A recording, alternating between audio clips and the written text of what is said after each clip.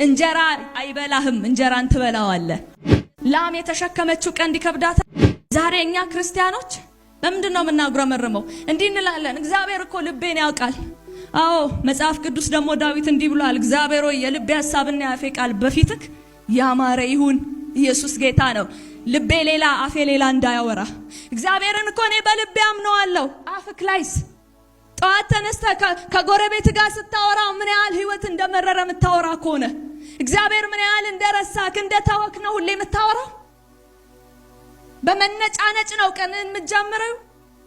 እግዚአብሔር እንደተወሽ፣ እግዚአብሔር እንደጠላሽ፣ እግዚአብሔር እንደማያስብሽ፣ እግዚአብሔር እንደማያስብልሽ አርገሽ የምታስቢ ከሆነ እግዚአብሔር አምላክ ይቆጣል።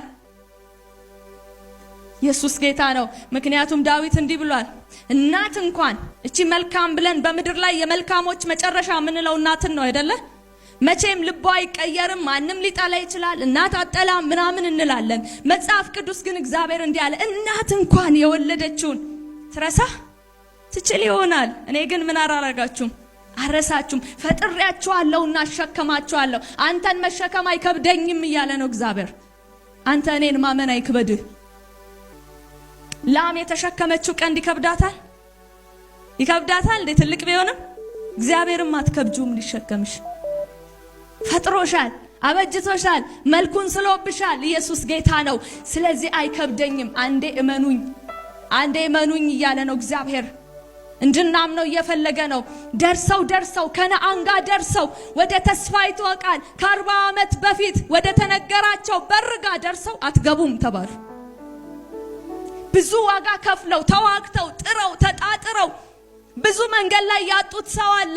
ለየትኛው ነገር ብለው ነው መንገዱን ያውሉ የተጓዙት? ጫማቸው ሳያልቅ ልብሳቸው ሳይበላ በታማኝነት እግዚአብሔር መርቷቸው ልክ ከነዓን በር ጋር ሲደርሱ ግን እግዚአብሔር ምን አላቸው?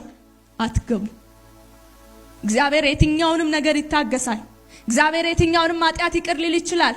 እግዚአብሔር ግን ይቅር አላቸው። ምን ሲሉ? አላምንህም ሲሉት፣ እግዚአብሔርን አናምንም ሲሉት፣ እግዚአብሔር ቢያስገድለንስ ሲሉት፣ የእግዚአብሔርን መልካምነት መጠራጠር ሲጀምሩ እግዚአብሔርን ማለ ይላል።